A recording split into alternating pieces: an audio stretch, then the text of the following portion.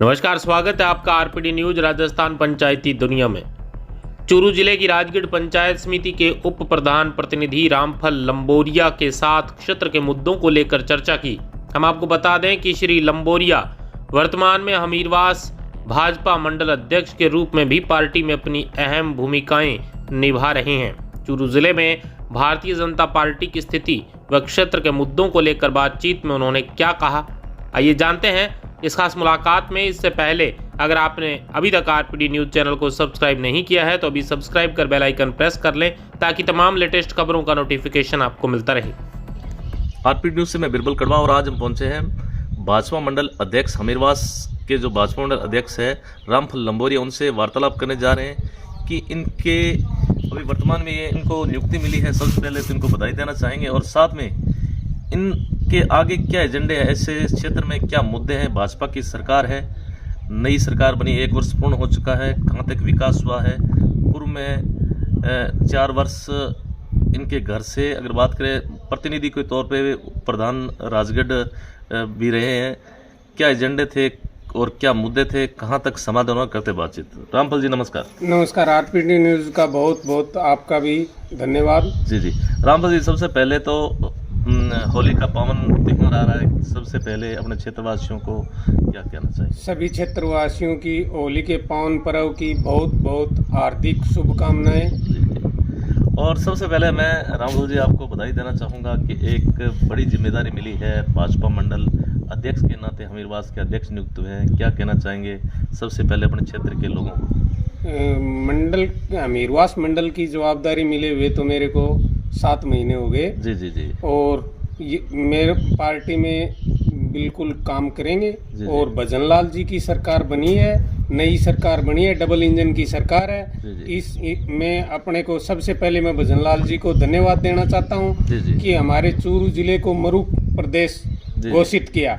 इसमें आम जनता को फायदे होंगे। मरु प्रदेश का नाम सुना है, लेकिन आम जनता को फायदा पंचायत लेवल पे छोटे छोटे ग्रामों की 2000 आबादी तक की छोटी छोटी पंचायतें बनेंगी। पंचायत बनेंगी तो आम जनता का काम होगा। भजनलाल जी को इससे मैं बहुत बहुत बधाई देना चाहता हूँ। बिल्कुल रामफल जी, अगर बात करें आपके परिवार से कहीं न कहीं आज तक अगर गुगलवा की बात करें तो यहाँ एज ए प्रतिनिधि समाज सेवा के अंदर अहम भूमिका रही है और वर्तमान में आपके भाभी जी है वो भी उप प्रधान है। क्या कहना चाहेंगे, कांग्रेस सरकार के भी आपने जो 4 वर्ष से नज़दीक से देखे हैं, कहाँ तक डेवलपमेंट हुआ अगर इस क्षेत्र की बात करें। इस क्षेत्र में कांग्रेस सरकार में बिल्कुल भी डेवलपमेंट नहीं हुआ।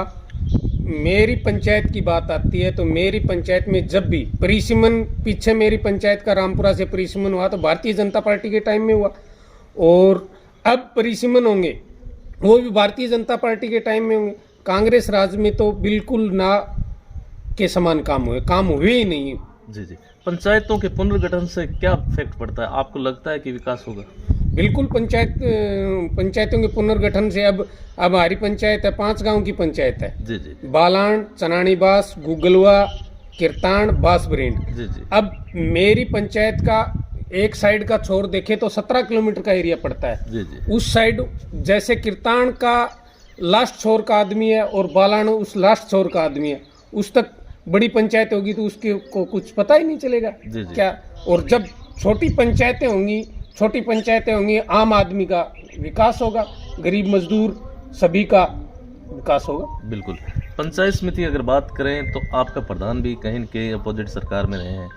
क्या कहना चाहेंगे बजट के मामले में, पंचायतों में किस प्रकार से बजट मिला। भाई प्रधान अब अपोजिट कहाँ है, अब तो बीजेपी की सरकार है। पहले तो पूर्व में अपोजिट की सरकार थी, लेकिन फिर भी बजट पंचायतों में हमने अच्छा दिया। जी क्या कहना चाहेंगे भाजपा की बार बार जो एक तरह से जिम्मेदारी कहें या संगठन ठंडा पड़ गया, वजह क्या है राजगढ़ में बार बार माइनस में जाने का। राजगढ़ में कोई संगठन ठंडा नहीं पड़ा है। संगठन भारतीय जनता पार्टी की रीति नीति से जुड़े हुए आदमी हैं। जी वो तो ठंडे है नहीं। भारतीय जनता पार्टी की सरकार है, भजनलाल जी के नेतृत्व में कोई दिक्कत नहीं है। लेकिन जो अपवाद फैला रहे हैं ये कांग्रेसी आदमी फैला रहे हैं। ये कांग्रेस का ही है। ये कांग्रेस का भारतीय जनता पार्टी को कमजोर करने के लिए कुछ कांग्रेसी हैं। कौन सा भारतीय जनता पार्टी का पदाधिकारी आप बताओ, एक भी पदाधिकारी बताओ। कहीं न कहीं अगर बातें सामने आती हैं कि पार्टी के अंदर कहीं न कहीं आपसी एक तरह से फूट सी नजर आई है, उसका फायदा है अपोजिट पार्टी को मिला? पार्टी में फूट नहीं है, वो जो पार्टी में पद की लालसा मान लो या कोई और मान लो, उस लालसा के चक्कर में करते फिर रहे हैं वो। रामफल जी, वजह क्या है, क्या मानते हो? संगठन को एक होने की जरूरत है? संगठन बिल्कुल एक है। भारतीय जनता पार्टी का जो भारतीय जनता पार्टी की रीति नीति पे चलने वाला है, वो संगठन एक है। और जो कांग्रेसी हैं, उन कांग्रेसियों का ये है, वो किसी पार्टी के नहीं है, वो अपने स्वार्थ साधने के लिए, अब बीजेपी की सरकार है तो बीजेपी की तरफ आ जाएंगे, और जब कांग्रेस की आएंगी तो वो कांग्रेस के पास पाएंगे। क्या मानते हो, अगर लोकसभा चुनाव की अगर बात करें तो एक तरह से भाजपा मोदी लहर थी, उसके बावजूद भी कहीं न कहीं यहाँ बिल्कुल अपोजिट देखने को मिला। क्या कमी मानते हो? देवेंद्र झाझड़िया भी एक अपने आप में महान हस्ती थी, कैंडिडेट भी सोच समझ के उतारा गया था, वजह क्या थी?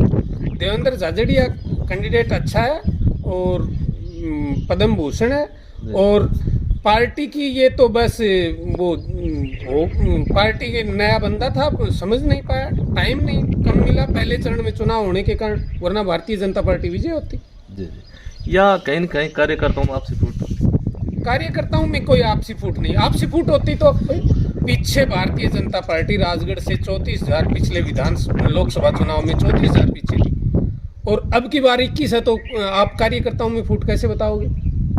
कहीं न कहीं राज्य का तो एक तरह से अगर माइनस तो कहीं न कहीं हुए हैं, ये माइनस नया बंदा था, और पार्टी के सभी विधानसभा प्रत्याशी, मंडल अध्यक्ष सभी ने एकजुटता से काम किया, और भाई हार जीत के दो पहलू थे।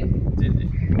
रामफल जी युवा है, ऊर्जावान है, क्षेत्र को नज़दीकी से जानते हैं, पूरा क्षेत्र आपको जानता है। अभी भी आपकी वर्तमान में आपकी सरकार है, बचन Lal ji as a CM है, केंद्र में एज ए मोदी प्रधानमंत्री जी हैं, कह सकते हैं कि कड़ी से कड़ी जुड़ी हुई है। क्या एजेंडे हैं अभी तक यहाँ की आपके हिसाब से?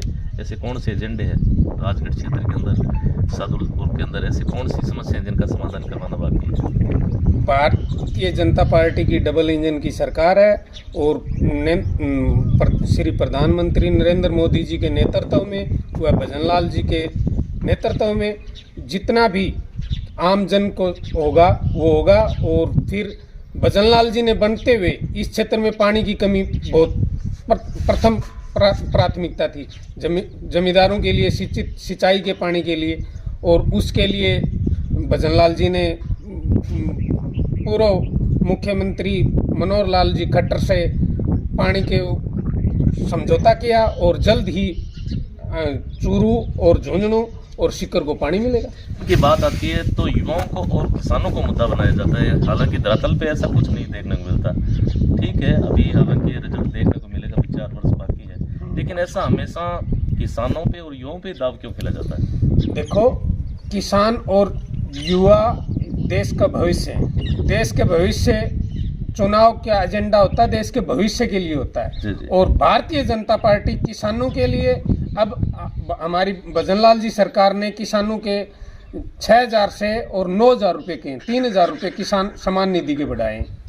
तो किसानों के किसने, कांग्रेस के राज में तो 6,000 रुपये मिलते थे, और अब भजन लाल जी की सरकार में 9,000 रुपये हो गए, और प्लस अब पर पंचायत में फार्मर आईडी के लिए कैंप लगाए जा रहे हैं भजन लाल जी के नेतृत्व में, और उनके लिए जमींदारों के लिए होगा, और युवाओं के भविष्य के लिए। युवाओं के कितने पेपर हुए कांग्रेस राज में, सभी लीक हुए, और भजन लाल जी की सरकार में नए नेट बंद हुआ, और फिर भी देखो सफल।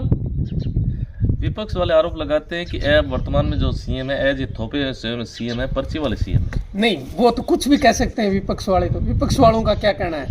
एक वो कुछ कह दे, उनकी विपक्ष वालों की मान लोगे, आप मान लोगे, मैं मान लूंगा, या जनता मान लेगी? आरोप लगा रहे हैं कि अनुभव नहीं, अनुभवी बंदे हैं, अनुभवी जब तो मुख्यमंत्री हैं, अनुभवी। इन्होंने संगठन की नीचे की कड़ी से, सरपंच की कड़ी से अनुभव नहीं होता तो इनको सरपंच कौन बनाता? भजन लाल जी को कौन एमएलए बनाता? कौन संगठन में पद देता। संगठन के दायित्व और ऊर्जावान हमारे मुख्यमंत्री जी हैं और बहुत ही अच्छा काम चल रहा कतार है। के अंदर एक से बढ़ के एक नॉलेज वाले पुराने राजनीतिक कहीं की जो आस लगाए बैठे थे उनकी तो एज ए देखो, आस लगाना, आज मैं भी मुख्यमंत्री की आस लगा लूं, आस लगाने से बड़े क्या होता कद्दावर है? नेता है। जैसे राजेंद्र राठौड़ की बात करें, देखो, राजेंद्र राठौड़ जी सर्वमान्य हैं, सीनियर हैं, ऐसे वसुंधरा जी भी सीनियर बिल्कुल। हैं, लेकिन वो पार्टी की, हमारी पार्टी की आला कमान ने जो फैसला किया वो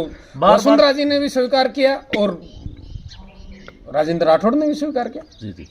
अब क्या उम्मीद और आशा रखें? अब आपकी सरकार है, क्या उम्मीद रखें आप? हमारी सरकार में बिल्कुल आम जन को बिल्कुल सुविधा मिलेगी, न किसी प्रकार की, चाहे आप पुलिस प्रशासन का देख लो, आप राजगढ़ में देखो, पहले ट्रैफिक जाम होता था, अब राजेश सियाग जी आए हुए हैं और देख लो आप ट्रैफिक के मामले में, उधर ईओ साहब ने भी राजगढ़ में सख्त से सख्त पालना कर रहे हैं। तो कह सकते हैं कि किसी प्रकार की कोई कमी नहीं हुई, बिल्कुल किसी प्रकार की कोई कमी, भ्रष्टाचार पे लगाम लगी। बिल्कुल भ्रष्टाचार पे लगाम लगेगी, जब तो ये कांग्रेस में भ्रष्टाचार हुआ क्या है? कांग्रेस में तो भ्रष्टाचार हुआ है। पद्म श्री कृष्णा पूनिया जी ने खेल में कितना बड़ा घोटाला किया, कितना बड़ा घोटाला किया। आप ये देखो, बीजेपी की सरकार में कोई घोटाला हुआ तो बताओ। कांग्रेस वाले तो कहते हैं कि ऐसे अड़ंगा लगाने में ये स्टेडियम बन जाता, लेकिन इनकी वजह से सारी दिक्कतें आ रही है। किन की दिक्कत से? कांग्रेस ने किया है सारा। स्टेडियम बन जाता, कभी का बन जाता, इन्होंने टेंडर करवा लिया, इनको तो बस पत्थर लगाया और उद्घाटन पे है। और अब भारतीय जनता पार्टी पत्थर नहीं लगाती है, काम करती है। तो क्या उम्मीद रखें, जल्दी स्टेडियम बनेगा? बिल्कुल जल्दी स्टेडियम बनेगा। बिल्कुल। तो यह थी हमारी खास मुलाकात रामफल लंबोरिया, भाजपा मंडल अध्यक्ष हमीरवास, और साथ ही प्रतिनिधि उप प्रधान राजगढ़, जिनसे हमने क्षेत्र के मुद्दों पे और राजनीति के बारे में चर्चा की। साथियों, इंटरव्यू कैसा लगा कमेंट करके जरूर बताएं। धन्यवाद सर, समय दिए उसके लिए। धन्यवाद सर, आपको न्यूज़ को बहुत बहुत